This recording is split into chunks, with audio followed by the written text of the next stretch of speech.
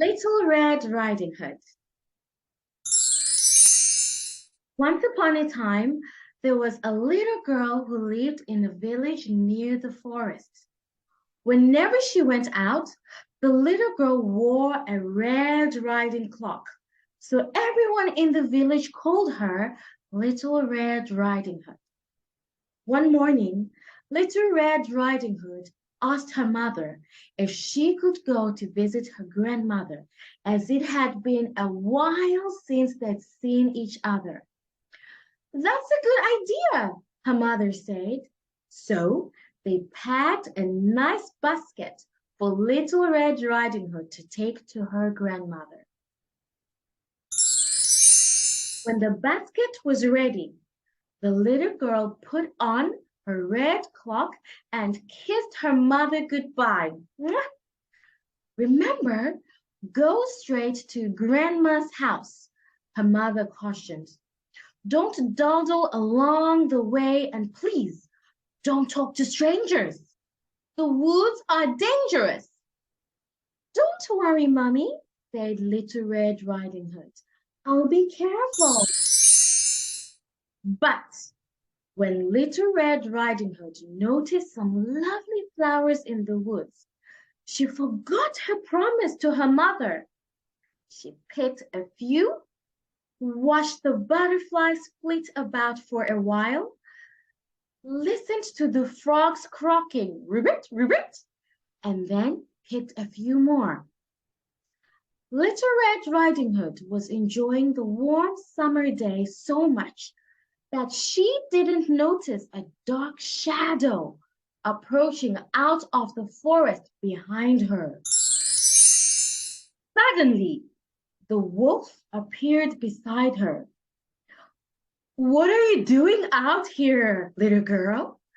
The wolf asked in a voice as friendly as he could muster. I'm on my way to see my grandma, who lives through the forest near the brook, Little Red Riding Hood replied. Then she realized how late she was and quickly excused herself, rushing down the path to her grandma's house.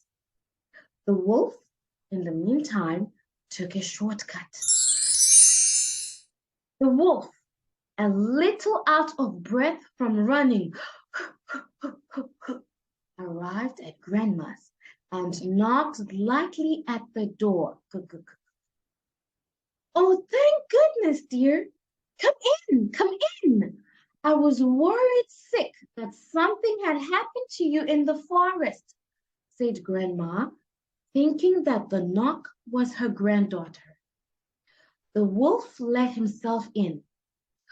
Poor Granny did not have time to say another word before the wolf gobbled her up.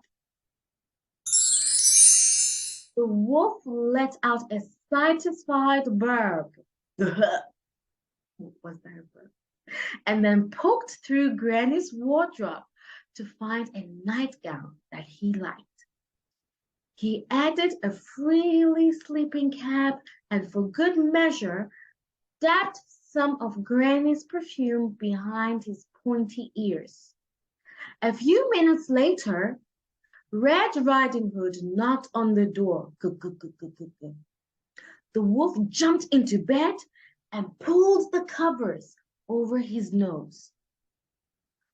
Who is it? He called in a cackly voice. It's me, Little Red Riding Hood. Oh, how lovely! Do come in, my dear, croaked the wolf. When Little Red Riding Hood entered the little cottage, she could scarcely recognize her grandmother. Grandmother, your voice sounds so odd. Is something the matter? She asked. Oh, I just have such of a cold, squeaked the wolf, adding a cough at the end to prove the point. But grandmother, what big ears you have, said Little Red Riding Hood as she edged closer to the bed. The better to hear you with, my dear, replied the wolf. But grandmother, What big eyes you have, said Little Red Riding Hood. The better to see you with, my dear, replied the wolf. But grandmother, what big teeth you have, said Little Red Riding Hood, her voice quivering slightly.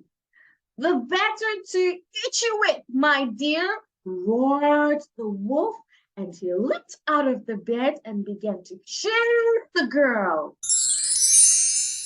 Almost too late. Little Red Riding Hood realized that the person in the bed was not her grandmother, but a hungry wolf. She ran across the room and through the door, shouting, "Help! Help!" as loudly as she could.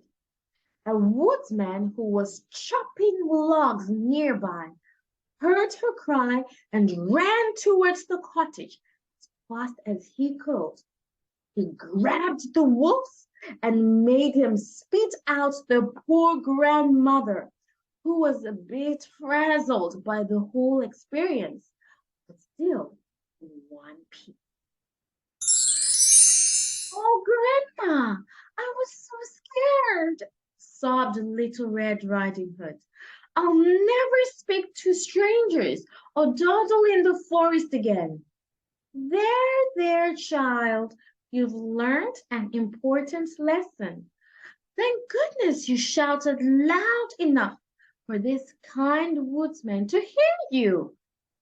The woodsman knocked out the wolf and carried him deep into the forest, where he wouldn't bother people any longer.